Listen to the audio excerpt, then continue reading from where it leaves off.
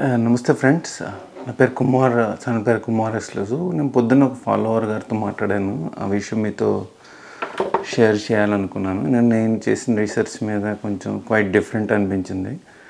ఏంటంటే ఎందుకు ఇప్పుడు కరెంట్ జనరేషన్ అబ్బాయిలకి నవ్వుతున్నానని ఏమనుకోకండి, క్షమించండి అబ్బాయిలు. ఎందుకు మ్యారేజ్ అవ్వట్లేదంటే ఆయన అన్నారు, మగపిల్లల తల్లిదండ్రులకి తల్లిలకి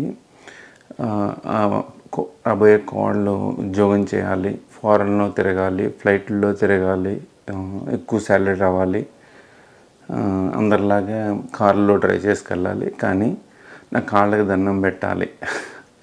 ఎగ్జాక్ట్లీ అక్కడే ప్రాబ్లం వస్తుందండి. ఇద్దరు ఈక్వల్, ఇద్దరు సమానంగా సంపాదించుకుని వాళ్ళ కాళ్ళ మీద వాళ్ళు నిలబడుతున్నప్పుడు మళ్ళీ ఒకరికి వంగి దండాలు పెట్టాలని అనుకోవడం తప్పు కదా. సమానత్వం కదా. అంటే చాకరీ, స్లావరీ మెంటాలిటీ అనేది, అంటే రెస్పెక్ట్ కల్చరు అని కాదు. నేను అత్తగాను కాబట్టి నువ్వు అణిగిమణిగా ఉండాలనే కాన్సెప్ట్ నచ్చక చాలామంది అమ్మాయిలు రిజెక్ట్ చేస్తున్నారు అన్నారు.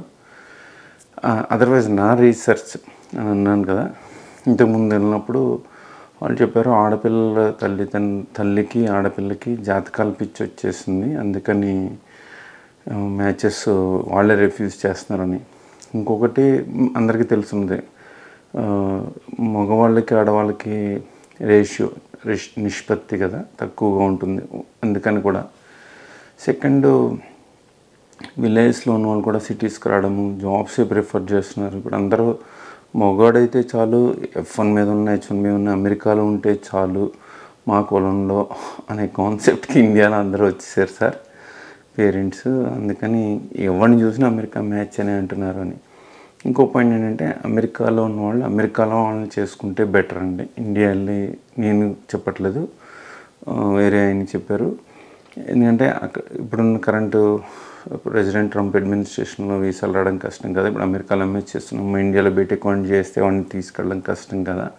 తీసుకెళ్ళిన వాడు డిపెండెంట్ వీసా మీద. అలా ఉన్న వాళ్ళు కూడా నాకు ఇంతకుముందు అక్కడ పిక్నిక్స్కి, పార్క్స్కి వెళ్ళినప్పుడు కన్వీనర్ చెప్పారు, నేను H4 మీద ఉన్నాను, నేను అబ్బాయిలు నేను చెప్పింది. సో అన్నారు. సో ఇక్కడ ఉన్న వాళ్ళనే చేసుకుంటే బెటర్ అని. ధన్యవాదాలండి. నాకు మ్యాట్రిమోనియల్ కూడా వస్తున్నాయి, జనాలు చెప్పమంటున్నారు, చూద్దాం. ధన్యవాదాలు. Wish you good luck. నాకు కూడా నా నెట్వర్క్లో చాలామంది కమ్మ సోదరులు కానీ వేరే సోదరులు కానీ పెళ్లి కాని ప్రసాదాలు చాలామంది ఉన్నారండి. I wish them good luck. But ఇది కరెంట్లీ ఉన్న ట్రెండ్ అనమాట.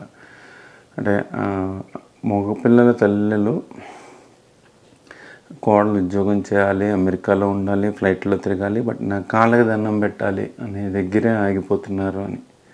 సో ఈ కాళ్ళకి దండం పెట్టాలి అంటే గౌరవించకూడదని కాదు, కానీ ఆ స్లావరీ మెంటాలిటీకి అమ్మాయిలు రిజెక్ట్ చేసి పడేస్తున్నారని. అది వాళ్ళు మ్యారేజ్ కాకుండా అయినా సింగిల్గా ఉండడానికి ట్రై చేస్తాం, కానీ ఇలాంటి వాళ్ళు వద్దు అని కాన్సెప్ట్కి వెళ్ళిపోయారు. ప్లస్ ఎనీవే ఇంకో ప్రీ కండిషన్ ఏంటంటే కలిసి ఉండకూడదు. ఇండియాలో అయినా ఎక్కడైనా తల్లిదండ్రులు కూడా ఉండకూడదు అండి.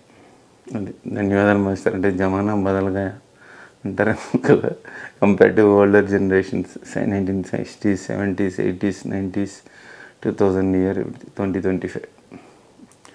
అంటే మారుతున్న కాలానికి మనం ఏం చేయలేం, నో కామెంట్స్. బట్ ఈ విషయాలు మీతో షేర్ చేయాలనుకుని ఈ వీడియో చేస్తున్నాను. థ్యాంక్ యూ, ధన్యవాదాలు. నెక్స్ట్ వీడియోలో మళ్ళీ నెక్స్ట్ టాపిక్ వద్దాం. అందరికి like, comment, subscribe. Kumar exclusive. నేను నిజంగా మాట్లాడతాను.